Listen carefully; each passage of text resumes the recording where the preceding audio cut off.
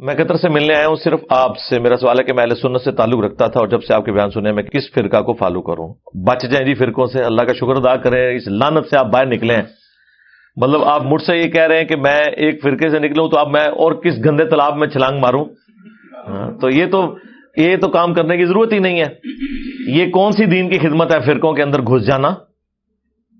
قرآن تو پورا اس کے خلاف ہے. وَاعْتَصِمُوا بِحَبْلِ اللَّهِ جَمِيعًا وَلَا تَفَرَّقُوا. تم سب کے سب مل کر اللہ کی رسی کو مضبوطی سے تھام لو اور فرقوں میں مت بٹو. اس آیت کے اوپر کسی نے عمل نہیں کرنا ہے, صرف انجینئر صاحب نے عمل کرنا ہے. اور اللہ کی رسی صحیح مسلم میں نبی الاسلام نے بیان فرما دیا کہ وہ قرآن ہے. ہر کوئی اللہ کی رسی ڈیفرنٹ بیان کرتا ہے. ہمارے بریلوی بھائی کہتے ہیں وہ دیکھا جی رسی ہوتی ہے نا جی, رسی کے اندر چھوٹے چھوٹے ریشے ہوتے ہیں, پھر مل کے ایک رسی بنتی ہے. وہ ایک رسی جو ہے وہ بابوں کی محبت کی ہے, ایک رسی جو ہے وہ نبی کی محبت کی ہے, ایک اللہ کی محبت کی. حالانکہ اللہ نبی سے کوئی کسی کا لینا دینا نہیں ہے, بابے ہی ہوتے ہیں سب کچھ ان کے. تو اللہ کے بندو, مطلب یہ بتایا جا رہا تھا کہ اس میں سے ریشے نکال لیں. ریشے ہی تو نکال دیے تم نے. وہ رسی ایک ہے, وہ اللہ کی کتاب ہے. وہ صحیح مسلم میں جو غدیر خم کی حدیث ہے قرآن اور اہل بیت, اس میں نبی علیہ السلام نے فرمایا قرآن اللہ کی کتاب ہے, یہ اللہ کی رسی ہے, جو اسے پکڑے گا ہدایت پر ہوگا, جو چھوڑ دے گا وہ گمراہ ہو جائے گا. تم اللہ کی کتاب کو پکڑو, اپنا تعلق اس کے ساتھ مضبوط کرو. اللہ کی کتاب اللہ کی رسی ہے. یہ اوپر تلے 4 احادیث ہیں صحیح مسلم میں. اور دوسری بھاری چیز میرے اہل البیت ہیں. میں اپنے اہل البیت کے معاملے میں تمہیں اللہ کا خوف دلاتا ہوں. 3 دفعہ نبی علیہ السلام نے فرمایا, لیکن امت بالکل الٹ چلی, نہ قرآن کو پکڑا نہ اہل بیت کو زندہ چھوڑا. بالکل الٹ چلی امت. تو قرآن اللہ کی رسی نبی علیہ السلام نے خود بیان فرما دیا. اور دیکھیں رسول اللہ کو سینٹرڈ کر کے اللہ تعالیٰ نے قرآن میں سورۃ الانعام کے اندر کیا ارشاد فرمایا, ان الذین فرقوا دینہم وکانوا شیعا. بے شک جنہوں نے اپنے دین میں فرقے بنا لیے اور اپنے آپ کو گروہوں میں بانٹ لیا. لست منہم فی شیء. اے نبی آپ کے ساتھ ان کا کوئی تعلق نہیں ہے. بے شک وہ کہتے رہے کہ غلامی رسول میں موت بھی قبول ہے, لبیک یا رسول اللہ کہتے رہے, ٹھیک ہے جی, نعرہ تکبیر لگاتے رہے, جو مرضی, آپ کے ساتھ ان کا کوئی تعلق نہیں. جنہوں نے گروہوں میں بانٹ لیا اپنے آپ کو اور فرقہ واریت پھیلائی, انما امرہم الی اللہ ثم ینبئہم بما کانوا یفعلون. ان کا معاملہ اللہ کے سپرد ہے, پھر اللہ انہیں بتا دے گا جو دنیا میں انہوں نے کرتوت کیے تھے. اب یہ آیت اسپیسیفکلی یہود و نصارہ کے بارے میں نازل ہوئی کہ انہوں نے دین میں فرقے بنائے ہیں. اے نبی آپ کا ان سے کوئی تعلق نہیں ہے. یار ایک باہر کی پارٹی فرقے بنائے اور سیدنا ابراہیم خلیل اللہ کے دین کو چھوڑ دے, اگرچہ اپنے آپ کو ابراہیمی کہتی ہو, کرسچن بھی کہتے ہیں ہم ابراہیمی ہیں, نصارہ بھی کہتے ہیں ابراہیمی ہیں, اس کے باوجود رسول اللہ کو کہا جا رہا ہے صلی اللہ علیہ وسلم آپ کا ان سے کوئی تعلق نہیں ہے. اور اگر نبی کے اپنے ماننے والے یہ کام کریں تو انہیں تو پڑیں گے لتر. وہ دوسروں کی غلطی نہیں برداشت کی جا رہی, اپنوں کو چھوڑتا ہے کوئی؟ کس لیول پہ اتر کے؟ ماں کان ابراہیم یہودی ولا نصرانی ولکن کان حنیفا مسلما وما کان من المشرکین. اوے ابراہیم نہ تو یہودی تھے نہ نصرانی تھے, وہ تو سب سے ٹوٹ کر ایک اللہ کے ہو گئے تھے اور وہ مشرک نہیں تھے. یعنی وہ یہود و نصارہ دونوں کلیم کرتے تھے کہ ہم ابراہیمی ہیں. اللہ نے کیا فرمایا؟ نہ. ہاں یہ نہ بڑی امپورٹنٹ ہے, نہ سے سٹارٹ ہوا ہے. ما کان ابراہیم یہودی ولا نصرانی. نہیں تھے ابراہیم علیہ السلام نہ یہودی تھے نہ نصرانی تھے. ولیکن, یہ اردو میں بھی آتا ہے لیکن, ولیکن کان حنیفا مسلما وما کان من المشرکین. حنیفہ تھے, سب سے ٹوٹ کر ایک اللہ کے ہو جانے والے, اور مسلم تھے, سنی شیعہ نہیں تھے. ہاں, اور ایک اللہ کے ماننے والے تھے, مشرک نہیں تھے. آج بھی ابراہیمی وہ ہوگا جو ابراہیم علیہ السلام کے طریقے پہ ہوگا, سب سے ٹوٹ کر ایک اللہ کا ہو جانے والا, تابع فرمان. اور پھر اللہ تعالیٰ حضرت ابراہیم کو کتنا آن کرتے ہیں قرآن میں, ملت ابیکم ابراہیم هو سماکم المسلمین من قبل وفی ھذا پیروی کرو ابراہیم کی ملت کی جس نے تمہارا نام مسلم رکھ دیا تھا من قبل، اس قرآن کے نزول سے پہلے، وفی ھذا، اور اس کتاب میں ہم نے بھی تمہارا نام مسلم رکھ دیا ہے۔ اب اس سے زیادہ آپ کو کیسے سمجھایا جائے؟ باقی جتنی جگہیں آتی ہیں نا وہاں پہ یہ فرقہ باز جو ہے نا مسلم کا جو ترجمہ ہے نا وہ اس اعتبار سے کرتے ہیں کہ وہ اس کی تفصیلات میں پڑ جاتے ہیں۔ ہم کہتے ہیں نا قرآن میں ہے یا ایھا الذین آمنوا اتقوا اللہ، یا ایھا الذین آمنوا اتقوا اللہ حق تقاتہ ولا تموتن الا وانتم مسلمون، اے اہل ایمان اللہ کا تقوی اختیار کرو جیسا کہ تقوی اختیار کرنے کا حق ہے، اور تمہیں موت نہ آئے مگر اس حال میں کہ تم مسلم مرنا۔ تو وہ کہتے ہیں یہاں مسلم سے مراد ہے اللہ کے تابع فرمان ہو کر، یعنی اللہ کے سامنے سر تسلیم خم کرتے ہوئے مرنا۔ لیکن مرنا بریلوی، مرنا دیوبندی، مرنا اہل حدیث، مرنا شیعہ، لیکن پکے شیعہ ہو کے مرنا، پکے سنی ہو کے مرنا۔ مسلم کا مطلب ہے تابع فرمان ہو کر۔ اب مجھے بتائیں تابع فرمان اللہ اور اس کے رسول عز و جل و صلی اللہ علیہ وآلہ وسلم کا وہ ہوگا جو ان کا کہنا مان رہا ہے، یا وہ ہوگا جو بالکل الٹ چل رہا ہے، جو کہنا مان رہا ہے وَاعْتَصِمُوا بِحَبْلِ اللَّهِ جَمِيعًا وَلَا تَفَرَّقُوا۔ وہ کہتے ہیں نہیں جی وہ تو حدیث میں آیا کہ 73 فرقے ہو جائیں گے۔ جی حدیث میں آیا کہ 73 ہو جائیں گے، لیکن یہ تو نہیں کہا کہ بڑھاؤ۔ یہ دو الگ چیزیں ہیں۔ غیبی خبر کو انہوں نے عقیدہ بنا لیا۔ وہ تو سر صحیح مسلم میں آیا ہے کہ قرب قیامت میں عورتیں ایسا لباس پہنیں گی گویا کہ ننگی نظر آئیں گی، یا تو وہ چست لباس ہوگا یا باریک ہوگا۔ تو اس کا کیا مطلب ہے کہ نبی علیہ السلام نے ہمیں یہ حکم دیا ہے کہ اپنی عورتوں کو ننگا لباس پہنانا ہے، یا یہ مطلب ہے کہ ایسا ہوگا تم نے نہیں کرنا؟ تو سرکار اس کو جوڑ لیں ادھر جو ابو داؤد کے اندر حدیث ہے۔ ترمذی والی سند کے اوپر کلام ہے وہ جو 73 فرقوں والی ہے، لیکن ابو داؤد والی سند جو ہے وہ مضبوط ہے کہ میری امت کے 72 فرقے جہنم میں جائیں گے اور صرف ایک جنت میں جائے گا، اور وہ نبی علیہ السلام نے اسے فرقہ نہیں فرمایا، فرمایا ہی الجماع، وہ ہوگی جماعت، مین سٹریم کی امت۔ اور فرق عربی میں کہتے ہیں ٹوٹ کے الگ ہونے کو۔ ایک درخت سے جب پتا ٹوٹتا ہے نا تو اس پتے کو کہا جاتا ہے یہ فرق ہو گیا اس سے۔ پتا نہیں کہہ سکتا یہ درخت بھی ایک فرقہ ہے اور میں بھی ایک فرقہ ہوں، سمجھ آئی؟ تو اسلام ایک درخت تھا، نبی علیہ السلام کے مبارک زمانے میں صحابہ اہل بیت ایک گروہ تھے، کوئی فرقے نہیں تھے۔ جب ان سے ٹوٹ کے لوگ الگ ہوئے، 72 پتے ٹوٹ گئے، اب وہ 72 یہ کہیں گے کہ اس درخت کو ملا کے ہم ٹوٹل 73 فرقے ہیں، یا یہ کہا جائے گا کہ یہ 72 فرق ہیں، وہ اصل ہے۔ اس لیے میرا چیلنج ہے کسی حدیث میں اس جنتی گروہ کو فرقہ نہیں کہا گیا۔ وہ ٹیکنیکلی غلط ہے، وہ فرقہ ہو ہی نہیں سکتا۔ جس سے ٹوٹ کے چیز الگ ہو وہ فرقہ ہوتی ہے، اصل چیز تو اپنی جگہ موجود ہے، سمجھ آئی؟ اس کو آپ فرقہ کیسے کہہ سکتے ہیں؟ یہ لنگوسٹک میں ہی غلط سٹیٹمنٹ ہو جائے گی۔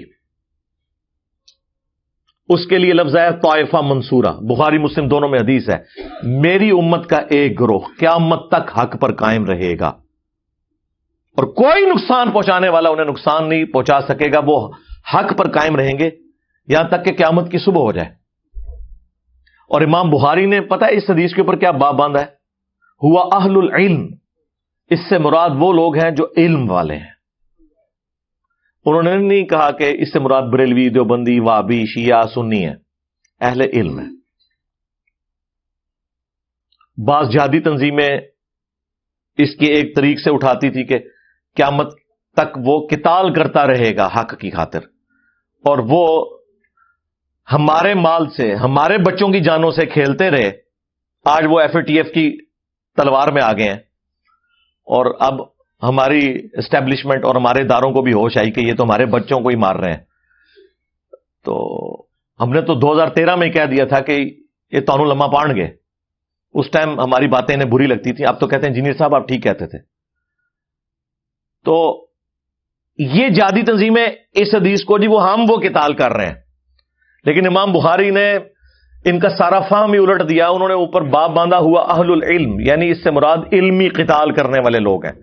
ہم اس قتال کے مخالف نہیں ہیں، آرمڈ کنفلکٹ کے مخالف نہیں ہیں، لیکن یہ کون سا آرمڈ کنفلکٹ ہے کہ ایک مسلمان دوسرے کو مار رہا ہے فرقے کی بنیاد پہ، لسانیت کی بنیاد کے اوپر، عقیدے کے اختلاف کی بنیاد کے اوپر؟ یہ کون سا اسلام ہے؟ ایون کسی غیر مسلم کی جان بھی نہیں لی جا سکتی ناحق.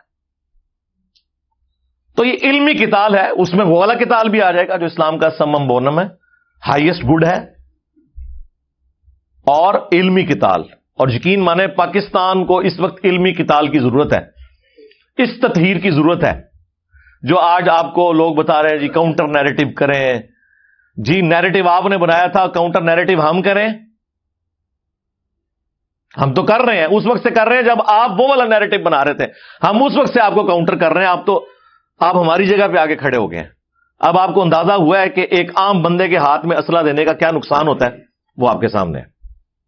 یہ صرف فوج کا، پولیس کا کام ہے. پولیس کا کام ہے with in country rate of the government کو اسٹیبلش کرنا، اور بارڈرز کے اوپر فوج کا کام ہے کہ وہ اسٹیبلش کرے. اور سیاست میں دونوں کا کوئی دخل نہیں ہے. اور کسی نان اسٹیٹ ایکٹر کو اجازت نہیں ہونی چاہیے کہ وہ اپنی پارٹی اور جتھا بنا کے تو غنڈہ گردی شروع کرتے ہیں. وہی دیکھ لیں جو جہادی انہوں نے پالے ہوئے تھے نا، آج یہ جتنے جیب تراش ہیں نا اور اغوا برائے تاوان کر رہے ہیں اسلحے کے زور کے اوپر، یہ زیادہ تر وہی جہادی تنظیموں کے لوگ ہیں، کیونکہ بے روزگار ہو گئے نا. پہلے بھی ہمیں مار رہے تھے، اب بھی ہمیں مار رہے ہیں. تو یہ فرقہ واریت اسلام میں حرام ہے. لہذا کسی حدیث میں نہیں آیا کہ فرقے بناؤ. وہ تو کہا گیا کہ فرقوں میں بٹ جائے گی، تم نے یہ حرکت نہیں کرنی. یہ ہمیں ڈرایا گیا تھا کہ وہ 73 میں بٹ جائے گی اور 72 فرقے ہوں گے اور ایک گروہ قیامت تک حق پہ قائم رہے گا. اب وہ مجھے بتائیں، وہ گروہ نبی الاسلام کے زمانے میں آپ صلی اللہ علیہ وآلہ وسلم، آپ کے اہل البیت اور صحابہ تھے، اور آج بھی وہ ہوگا جو اللہ رسول صحابہ اور اہل بیت کی بات کر رہا ہے، اور خالی بات نہیں، ان کی تعلیمات کو لے کے چل رہا ہے.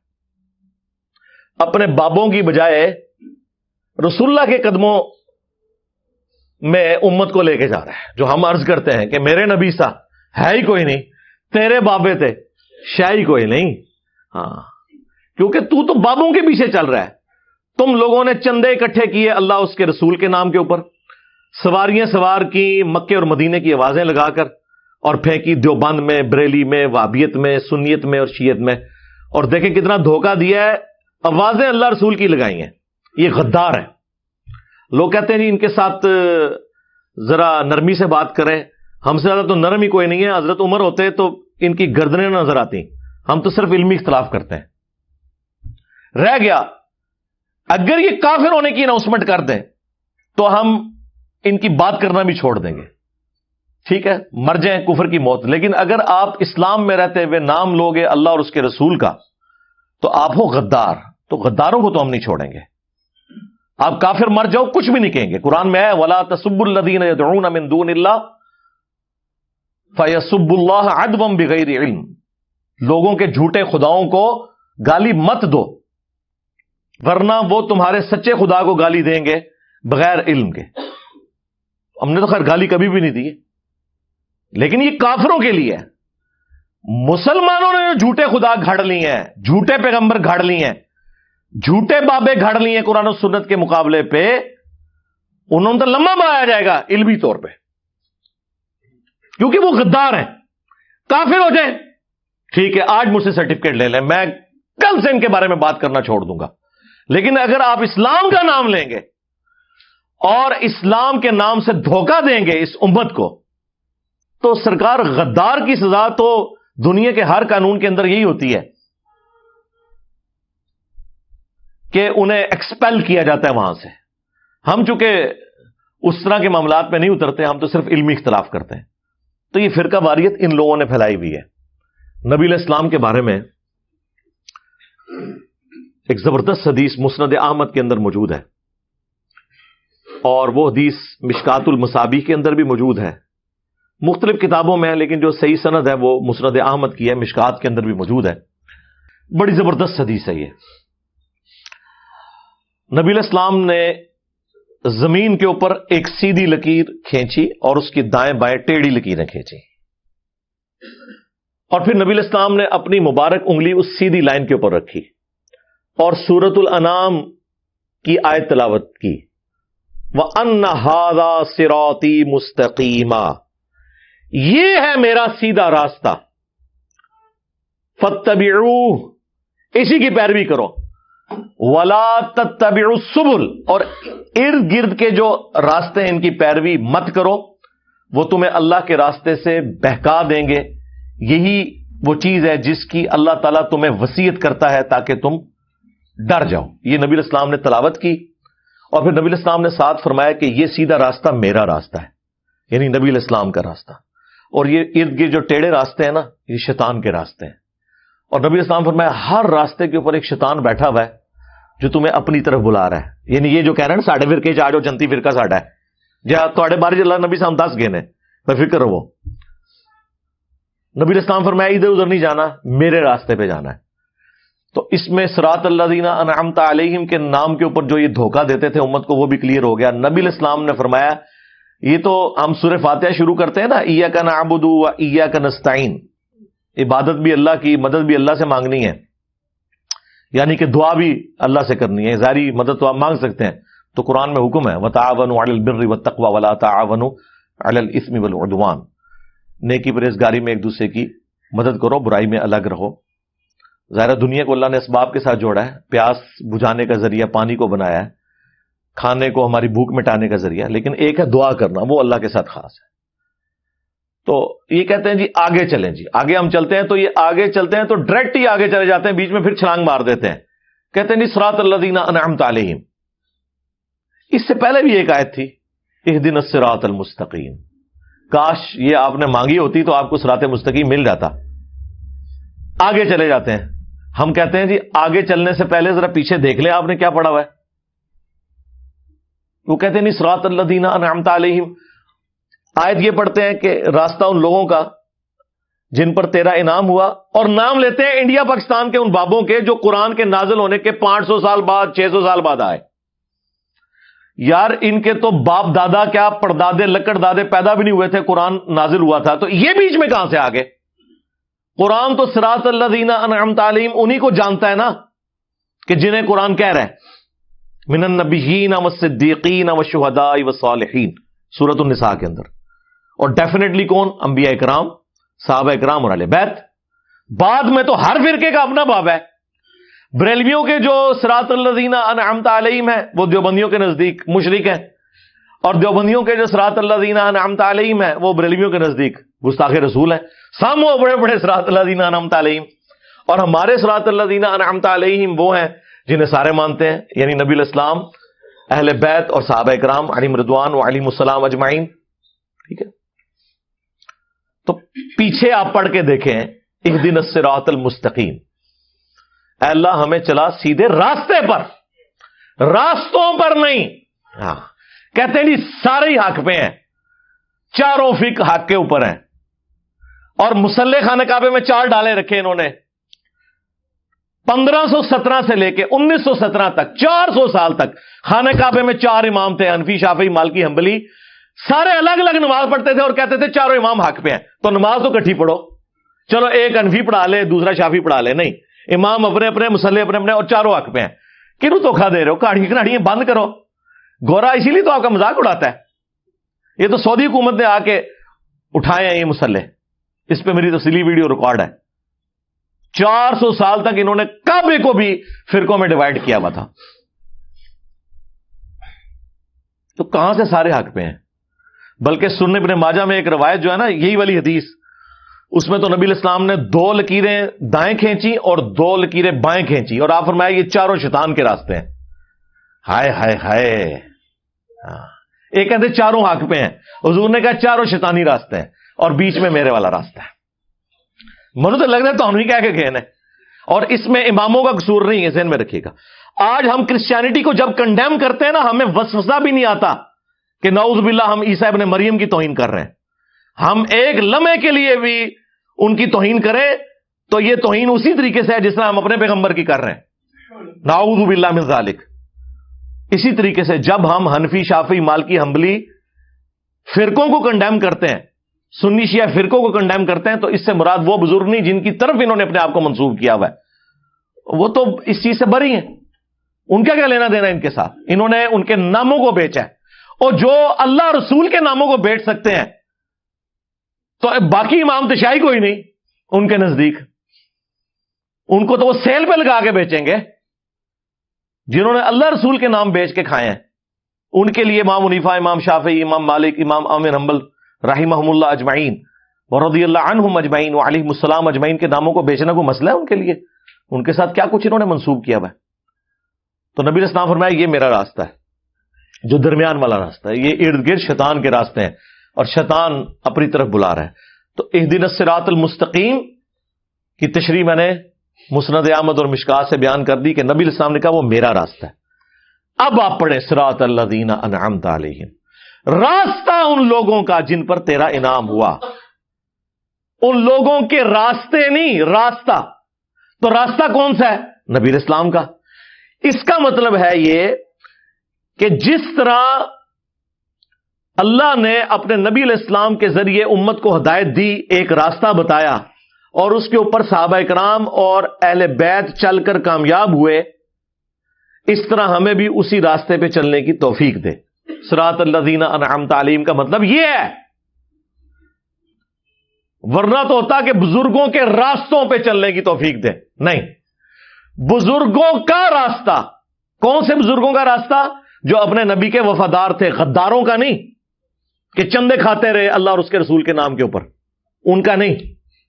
تو نبی کا راستہ تو سرکار وہی بتا رہا ہے آپ کو جو دلیری سے یہ کلمہ حق بلند کر رہا ہے کہ میرے نبی سا ہے ہی کوئی نہیں، تیرے بابے تے شاہ ہی کوئی نہیں۔ یعنی اس سے مراد ہے رسول اللہ کے مقابلے پہ، ہمارے مقابلے پہ نہیں۔ آپ کو کہتے نہیں ہے جی وہ جی کوئی بڑے سے بڑا بزرگ بھی ہو، ایک صحابی کے گھوڑے کے قدموں کی خاک جو اس کے نتنوں میں بیٹھتی ہے اس کے برابر نہیں ہے۔ خود تو اپنے بزرگوں کو اس طرح ذلیل کرتے ہو، اس کے مقابلے پہ بابے تشائی نہیں، یہ تو بہت چھوٹا جملہ ہے۔ آئے نا داڑھ تھلے، کہنا تو چاہیے کہ تواڈے بابے جڑے نا گھوڑیاں دی خاک دے برابر بھی نہیں، خود تو یہ بتا رہے ہوتے ہیں۔ وہ کہتے نہیں، وہ ہم کہہ رہے ہوتے ہیں صحابہ کے مقابلے پہ۔ تو سرکار ہم بھی آپ کے بابوں کو رسول اللہ کے مقابلے پہ کہہ رہے ہیں، اپنے مقابلے پہ تو کہہ ہی نہیں رہے۔ ویسے تو اپنے مقابلے میں بھی کہے تو کوئی اتنی غلط بات نہ ہو جو کچھ ہو چکا ہے بابوں کے ساتھ۔ صدیوں میں آپ لوگوں نے جو عزتیں ویل کی تھی، 14 سال مٹی پلیت ہو گئی ہے، جو جھوٹ کی عمارتیں آپ نے کھڑی کی ہوئی تھی۔ تو الحمدللہ فرقہ واریت کے خلاف آواز یہاں سے بلند ہو رہی ہے، اور اسلام میں فرقوں کی کوئی اجازت نہیں ہے، لہذا ہمیں یہ اس طرح کی پرچیاں نہ لکھ کے بھیجا کریں کہ جی ہمیں فرقہ بتائیں کون سا ہے۔ آپ یہ دعا کیا کریں کہ ہمیں اللہ اور اس کے محبوب صلی اللہ علیہ وآلہ وسلم کی تعلیمات کے مطابق اے اللہ زندہ رکھنا، اسی پہ موت دینا۔ آمین۔ صلو علی محمد وآل محمد، اللہم صلی علی محمد وعلی آل محمد واصحاب محمد وازواج محمد اجمعین الی یوم الدین، آمین۔